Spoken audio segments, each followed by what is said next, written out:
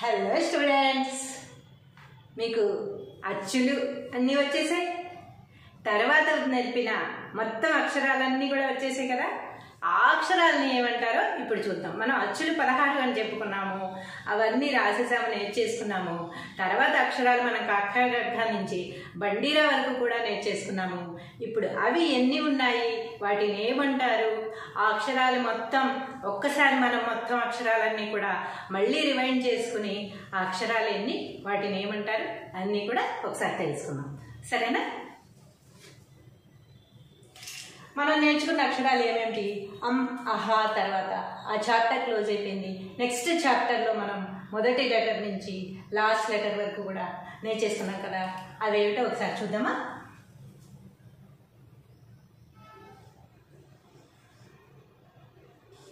క, ఖ, గ, ఘ, ఇన్య. ఇవన్నీ తలకట్లు ఎక్కడ పెట్టాలి, దేనికి టచ్ చేసి పెట్టాలి, దేనికి దూరంగా పెట్టాలి, ఇవన్నీ మీకు ఒక్కొక్క చాప్టర్లో మీకు నేర్పించేసాను కనుక ఇప్పుడు నేను చెప్పాల్సిన అవసరం లేదుగా.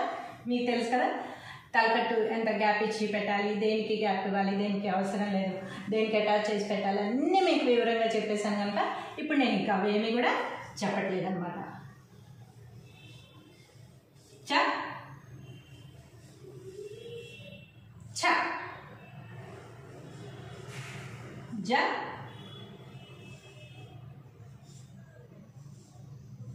ఝ, ఇణి, ట, ఠ,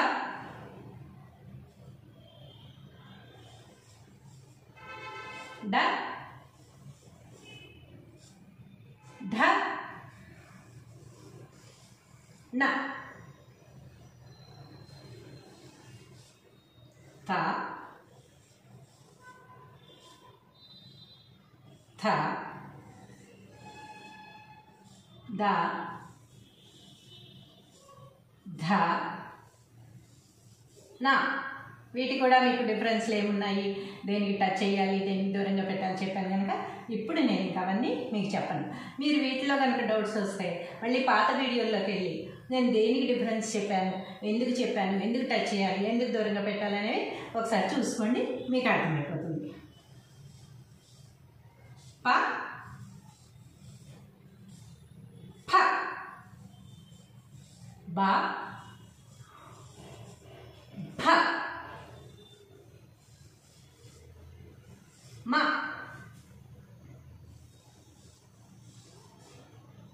య, ర, ల, వ, స, ష, స, హ, ళ, క్ష, బండిరా. ఇవే కదా మనం నేర్చుకున్న అక్షరాలు. సెకండ్ చాప్టర్లో మీకు ఒక్కొక్క లైను నేను విడివిడిగా మీకు నేర్పించాను కదా. లాస్ట్ 3 లెటర్స్ కూడా మీకు నేర్పించేసిన తర్వాత ఇది చివరి అక్షరము, దీంతో ఎండ్ అయిపోయిందని కూడా మీకు చెప్పడం జరిగింది. కాబట్టి ఇప్పుడు వీటన్నిటిని ఒకసారి మనం రివైండ్ చేసుకుని ఒకసారి చదివి చూద్దాం. క, ఖ, గ, ఘ, ఇన్య, చ, ఛ, జ, ఝ, ఇణి, ట, ఠ, డ, ఢ, న, త, థ, ద, ధ, న. నేను చెప్పాను మీకు ఇది న, ఇది నా. ప్రొనౌన్సియేషన్ చాలా డిఫరెన్స్ ఉంటుంది, వాడే పదాల్లో కూడా చాలా డిఫరెన్స్ ఉంటుంది. దీన్ని ఎలా పలకాలి అనేది కూడా చెప్పాను. అణ అనేది ఇలా నాలుక అంగట్లోకి లోపలికంటా తీసుకెళ్ళి అణ, అలా అక్కడ పలికినట్టయితే మీకు అణ అనే అక్షరం ఈజీగా వస్తుంది. నా, నా. అదే నా అనేది అయితే ఇక్కడే టచ్లోనే ఫస్ట్ టచ్ చేయగానే నా నా అనే అక్షరం వస్తుంది అనమాట. ఈ రెండింటికి అలా తేడా గమనించుకుని పలకమని కూడా నేను చెప్పడం జరిగింది మీకు. కాబట్టి డిఫరెన్స్లు బాగా చూసుకుని ప్రొనౌన్సియేషన్ కూడా కరెక్ట్గా ఉండాలి. ప ఫ బ భ మ యా రా లా వా. చూసారా, మీకు చెప్పానా మాకి చిన్న అక్షరం, యాకి పెద్ద అక్షరం. ఇది రాయవలసిన చోట ఇది, ఇది రాయవలసిన చోట ఇది రాస్తే అక్షరాలు ఏమైపోతాయి, పదాలు ఏమైపోతాయి, తప్పులు అయిపోతాయి కదా. కాబట్టి చిన్న అక్షరం పెడుతున్నామా, పెద్ద అక్షరం పెడుతున్నామా, మా రాస్తున్నామా, యా రాస్తున్నామా అనేది తేడా తెలుసుకుని రాయవలసిన అవసరం ఎంతైనా ఉందన్నమాట. స ష స హ ల క్ష బండిరా. బండిరా అని మాత్రం ఇక్కడ అక్షరాలు రాసేటప్పుడు మాత్రమే బండిరా అని చదువుతాము, పదాలలో మాత్రం దీన్ని రా అనే చదువుతామని కూడా చెప్పానమాట. అలాంటప్పుడు ఇక్కడ రా ఉంది కదండి, మళ్ళీ ఇది ఎందుకు అని అడగచ్చు. కానీ ఈ అక్షరంతో గుర్రము, మర్రి చెట్టు అలాంటివి ఇదివరకు వీటితో మాత్రమే రాసేవారు అనమాట. కాబట్టి ఈ అక్షరం ఉపయోగం మొదటి నుంచి కూడా అలాగే వస్తూ ఉంది. కాబట్టి ఇప్పుడు ఇవి ఎన్ని ఉన్నాయో మొత్తం లెక్క పెడదాం. 1 2 3 4 5 6 7 8 9 10 11 12 13 14 15 16 17 18 19 20 21 22 23 24 25 26 27 28 29 30 31 32 33 34 35 36. ఈ 36 అక్షరాలని మనం ఏమంటామంటే హల్లులు. హల్లులు అంటామన్నమాట. హల్లులు ఎన్ని? 36.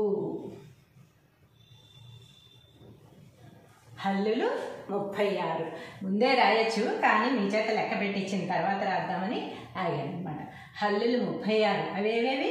క ఖ గ ఖ ఇņ చ ఛ జ ఝ ఇణి ట ఠ డ ఠ న త థ ద థ న ప ఫ బ భ మ య ర ల వ స ష స హ ల క్ష బండి. చూడండి, మీకు ఇక్కడ హ అనే అక్షరం, అప్పుడే ఈ అక్షరంతో మనం పదం రాసేసాం. మొట్టమొదటి అక్షరంగా హా వచ్చింది, హల్లులు. కొంతమంది ఈ హాకి బదులు ఆ ఉపయోగిస్తూ ఉంటారు, అది చాలా తప్పు. హల్లులు అనాలి తప్ప అల్లులు అన్నాం కదా. అల్లుడు అనాల్సిన చోట హల్లుడు అని పెట్టాం కదా. చాలామందికి ఆ ఉపయోగించాల్సిన చోట కూడా హా ఉపయోగిస్తూ ఉంటారు. హా అని అడుగుతారు, అని అడగడానికి హా అని అడుగుతూ ఉంటారు.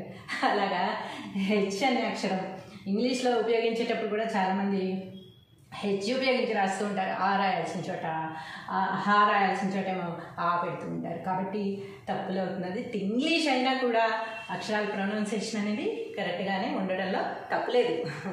మనం హాఫ్ లెటర్స్ రాసినా, షార్ట్ కట్లో రాసినా కరెక్ట్గానే రాయాలన్నమాట. షార్ట్ కట్ రాస్తున్నాము అని చెప్పి తప్పులు రాసేసి దాన్ని షార్ట్ కట్ అనడం కరెక్ట్ కాదు. అంటే షార్ట్ కట్ అంటే మనం ఈజీగా వెళ్ళడానికి చూస్తున్నాం, కానీ తప్పులు చేసి వెళ్ళడానికి, తప్పులు రాసి వెళ్ళడానికి కాదు కదా మనం చూసేది. కాబట్టి ఏది రాసినా కూడా ప్రొనౌన్సియేషన్ కానీ, మాట్లాడే విధానం కానీ, రాసే విధానం కానీ కరెక్ట్గా ఉండాలి. అప్పుడే వినడానికి, చదవడానికి బాగుంటాయి అన్నమాట.